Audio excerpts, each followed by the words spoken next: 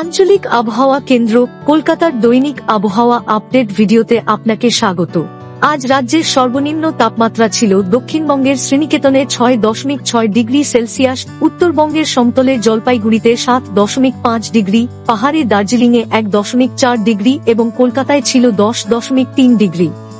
কোচবিহার, জলপাইগুড়ি, উত্তর 24 পরগনা ও পূর্ব মেদিনীপুর জেলায় ঘন কুয়াশা এবং রাজ্যের বিভিন্ন স্থানে হালকা থেকে মাঝারি কুয়াশা দেখা গিয়েছে।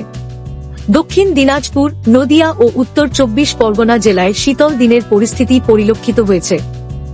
ত্রিপুরা ও সংলগ্ন এলাকার উপর অবস্থানরত ঘূর্ণাবর্তটি বর্তমানে ত্রিপুরা ও সংলগ্ন বাংলাদেশ অঞ্চলের উপর গড় সমুদ্রপৃষ্ঠ থেকে 1.5 কিমি উচ্চতায় অবস্থান করছে। নিম্ন ট্রপোস্ফিয়ারিক স্তরে পশ্চিমবঙ্গের উপর শক্তিশালী উত্তর পশ্চিমী বা উত্তরি বায়ু প্রবাহের সম্ভাবনা রয়েছে। রাজ্যের সর্বত্র আবহাওয়া প্রধানত শুষ্ক থাকবে।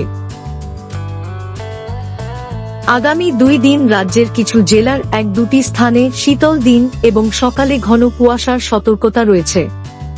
বাকি দিনগুলিতে কোনো সতর্কতা নেই। উত্তরবঙ্গের জেলাগুলিতে আগামী 5 দিন কিছু স্থানে সকালে হালকা থেকে মাঝারি কুয়াশা থাকতে পারে।